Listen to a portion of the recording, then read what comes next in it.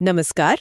आज हम अर्थशास्त्र की दुनिया की थोड़ी गहराई में उतर रहे हैं। नमस्कार। हमारे पास श्रोता के भेजे हुए कुछ स्रोत हैं, फंडामेंटल्स ऑफ इकोनॉमिक्स किताब के कुछ अंश। जी। तो इन्हीं के आधार पर हम कोशिश करेंगे समझने की कि अर्थशास्त्र की बुनियादी अवधारणाएं क्या हैं और इसके पीछे कौन से बड़े विचारक रहे हैं।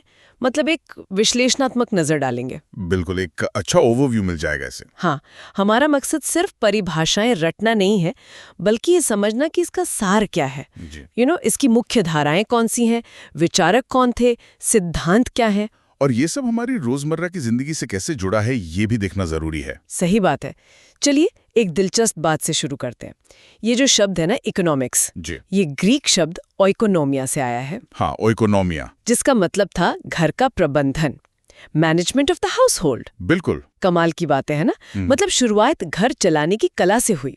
ये दिखाता है कि कितना प्रैक्टिकल सब्जेक्ट है, कितना जमीनी है। घर के बजट से लेकर देश के बजट तक सिद्धांत वही हैं। सही है। तो आज की चर्चा में हम देखेंगे कि अर्थशास्त्र है क्या, इसकी परिभाषाएं कैसे बदली, एडम स्मिथ से सैमुअलसन तक। हाँ, वो सफर काफी रोचक है। फिर इसकी जो मुख्य शाखाएं हैं, माइक्रो, मैक्रो, पॉजिटिव, नॉर्मेटिव, वो क्या हैं? और उनका आपस में क्या रिश्ता है? हाँ, और इसका दायरा कहाँ तक फैला है। तो शुरू करें। जरूर। तो सबसे पहला सवाल, ये अर्थशास्त्र है क्या भला? मतलब अगर बेसिक परिभाषा देखें स्रोतों के हिसाब से। देखिए, सबसे बुनियादी स्तर पर ये एक सामाजिक विज्ञान है। Social science. हाँ, ये इस बात का अध्ययन करता है कि लोग और पूरा समाज कैसे अपने सीमित साधनों का, मतलब दुर्लभ संसाधनों का, हाँ, जो कम है, उनका बंटवारा करते हैं अपनी असीमित इच्छाओं को पूरा करने के लिए। इच्छाएं तो कभी खत्म ही नहीं होती। कभी नहीं, और साधन हमेशा कम पड़ते हैं। इसी खींचतान का अध्ययन ही अर्थशास्त्र है। और वो ओइकोनोमिया वाली बात, घर का प्रबंधन। हाँ, वो चढ़ बहुत महत्वपूर्ण है। घर चलाने का मतलब ही क्या है? आपके पास एक सीमित आय है और जरूरतें हजार। बिल्कुल। आपको चुनना पड़ता है, बच्चों की फीस भरें या घर में रंगाई पुताई कराएं, है ना? हाँ, हर महीने की कहानी है ये तो। बस यही जो चुनाव करने की मजबूरी है, जिसे हम इकोनॉमिक्स में दुर्लभता या स्कैर्सिटी कहते हैं, जी। वही इसका केंद्रीय बिंदु है। और ये सिर्फ घर की बात नहीं, ये पूरे समाज, पूरे देश पर लागू होती है। अच्छा, तो ये हुई मूल बात, दुर्लभता और चुनाव, स्कैर्सिटी एंड चॉइस। जी। लेकिन जैसा आपने कहा, इसकी समझ हमेशा से ऐसी नहीं थी। परिभाषाएं विकसित हुई हैं। शुरुआत होती है एडम स्मिथ से। हाँ, फादर ऑफ इकोनॉमिक्स, जिन्हें अर्थशास्त्र का जनक कहा जाता है। ये टाइटल ही बहुत बड़ा है। उनकी सोच धन केंद्रित थी, है ना, वेल्थ डेफिनेशन। बिल्कुल। 1776 में उनकी किताब आई, द वेल्थ ऑफ नेशंस। हाँ, क्लासिक है वो तो। उस समय औद्योगिक क्रांति बस शुरू ही हो रही थी। तो स्मिथ का मुख्य सरोकार यह था कि देश अमीर कैसे बनते हैं। अच्छा। धन कैसे पैदा होता है, कैसे बढ़ता है। उनके लिए अर्थशास्त्र का मतलब था राष्ट्रों की संपत्ति का विज्ञान, production and accumulation of wealth. उन्होंने वो अदृश्य हाथ वाला आइडिया भी दिया था ना, इनविजिबल हैंड। हाँ, उनका मानना था कि अगर हर कोई अपना फायदा देखे तो बाजार में एक अदृश्य हाथ काम करता है जो अपने आप पूरे समाज का भला कर देता है। काफी प्रभावशाली विचार था ये। लेकिन क्या सिर्फ पैसा कमाना ही सब कुछ है? शायद यहीं पर अल्फ्रेड मार्शल ने सोचा कि कुछ और भी देखना चाहिए। सही पकड़ा आपने। 1890 में उन्होंने कल्याण परिभाषा दी, वेलफेयर डेफिनेशन। ये तो बड़ा शिफ्ट था। फोकस पैसे से हटकर इंसान पर आ गया। बिल्कुल बड़ा शिफ्ट था। स्मिथ के बाद के दौर में औद्योगिक समाज की समस्याएं दिखने लगी थी। गरीबी थी, असमानता थी। हाँ, वो डार्क साइड। जी। तो मार्शल ने महसूस किया कि इकोनॉमिक्स सिर्फ वेल्थ का हिसाब नहीं हो सकता। उन्होंने कहा यह मानव जीवन के सामान्य व्यवसाय का अध्ययन है। Ordinary business of life. हाँ, ये देखता है कि लोग कमाते कैसे हैं और उस कमाई को अपनी भलाई, अपने वेलफेयर के लिए खर्च कैसे करते हैं। उनका जोर भौतिक कल्याण पर था, रोटी, कपड़ा, मकान जैसी जरूरतें। तो उन्होंने इकोनॉमिक्स को आम आदमी की जिंदगी से जोड़ा। बिल्कुल, उसे ज्यादा मानवीय बनाया एक तरह से। तो पहले धन, फिर कल्याण। इसके बाद कौन आया? Lionel Robins. हाँ, 1932 में लियोनेल रॉबिन्स आए और उन्होंने एक और बहुत प्रभावशाली परिभाषा दी, दुर्लभता परिभाषा, स्कार्सिटी डेफिनेशन। यहाँ फोकस फिर से घूम गया वापस दुर्लभता और चुनाव पर। हाँ, लेकिन एक ज्यादा वैज्ञानिक, ज्यादा विश्लेषणात्मक तरीके से। रॉबिन्स ने कहा कि अर्थशास्त्र वो विज्ञान है जो मानव व्यवहार का अध्ययन करता है। मानव व्यवहार का? हाँ, मानव व्यवहार का, लेकिन किस संदर्भ में?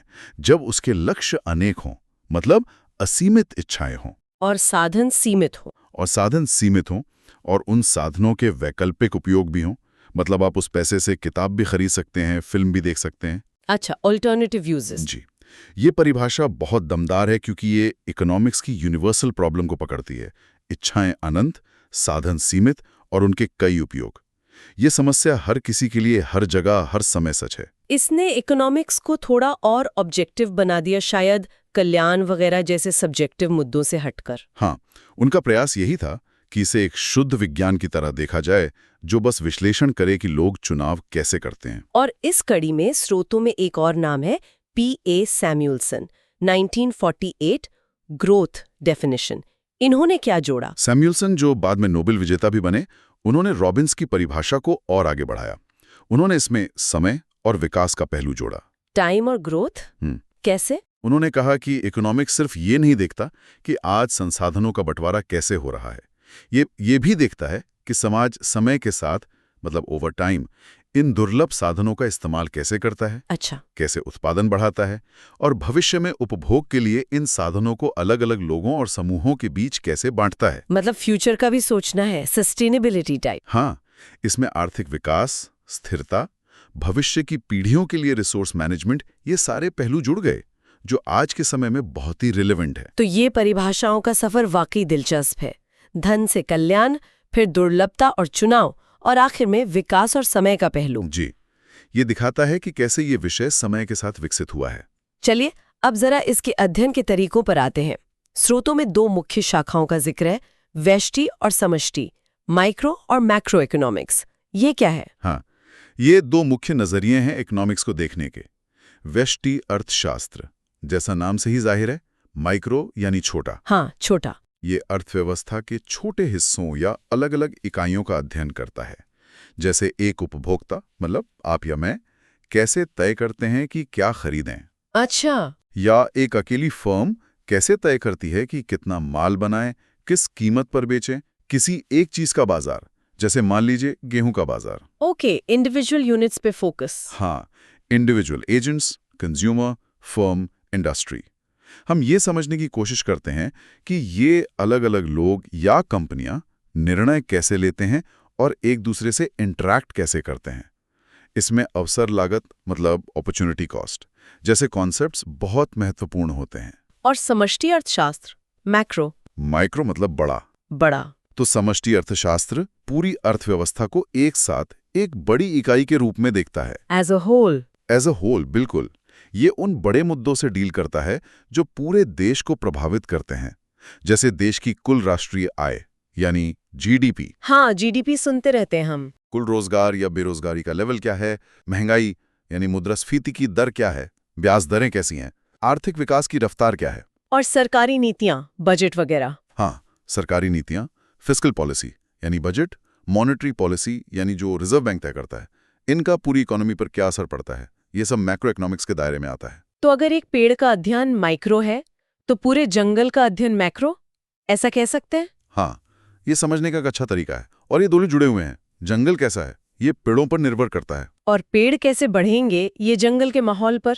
बिल्कुल, माइक्रो लेवल के निर्णय मैक्रो लेवल के नतीजे तय करते हैं, और मैक्रो माहौल माइक्रो निर्णयों को प्रभावित करता है। अच्छा, स्रोतों में एक और जरूरी बंटवारे का जिक्र है, सकारात्मक बनाम मानकीय अर्थशास्त्र, पॉजिटिव वर्सेस नॉर्मेटिव इकोनॉमिक्स। इसमें क्या फर्क है? ये एक बहुत महत्वपूर्ण अंतर है, खासकर जब हम आर्थिक बहस या नीतियां सुनते हैं। हाँ, बताएं। थी या क्या होंगी। What is, what was, what will be? जी, ये कारण और प्रभाव का विश्लेषण करता है, और सबसे जरूरी बात, इसे सबूतों से जांचा जा सकता है। ये सही है या गलत, ये हम टेस्ट कर सकते हैं। जैसे कोई उदाहरण? जैसे स्रोत में ही उदाहरण है, अगर सरकार टैक्स बढ़ाती है तो लोगों की खर्च करने लायक आय कम हो जाती है। अब ये बयान सही है या गलत, इसे आंकड़ों से परखा जा सकता है। इसमें अर्थशास्त्री एक वैज्ञानिक की तरह होता है जो बस बता रहा है कि क्या होता है। ओके, डिस्क्रिप्टिव है ये। वर्णन करता है। हाँ, वर्णनात्मक है, तथ्यात्मक है। तो फिर मानकीय यानी नॉर्मेटिव इकोनॉमिक्स क्या है? मानकीय अर्थशास्त्र मूल्यों यानी वैल्यूज और विचारों यानी ओपिनियंस पर आधारित होता है। ये बताता है कि चीजें क्या होनी चाहिए। What ought to be? अच्छा, चाहिए वाली बात। हाँ, इसमें सिफारिशें होती हैं, सुझाव होते हैं, नैतिक निर्णय होते हैं। जैसे स्रोत का ही उदाहरण लें, सरकार को गरीबों की मदद के लिए अमीरों पर ज्यादा टैक्स लगाना चाहिए। ये तो एक राय हुई। ये एक राय है, एक पॉलिसी प्रिस्क्रिप्शन है। इस पर आप सहमत हो सकते हैं, असहमत हो सकते हैं। इसे सिर्फ तथ्यों से सही या गलत साबित नहीं किया जा सकता, क्योंकि इसमें चाहिए आ गया, एक वैल्यू जजमेंट आ गया। तो एक बताता है क्या है, दूसरा बताता है क्या होना चाहिए। बिल्कुल, पॉजिटिव इकोनॉमिक्स डिस्क्राइब करता है, नॉर्मेटिव इकोनॉमिक्स प्रिस्क्राइब करता है। पॉलिसी बनाने में दोनों का रोल है, पर फर्क समझना बहुत जरूरी है। हाँ, ये जानना जरूरी है कि कब कोई फैक्ट बता रहा है और कब अपनी राय दे रहा है। जी। अच्छा, अब आते हैं अर्थशास्त्र के दायरे पर। मतलब इसका फैलाव कितना है।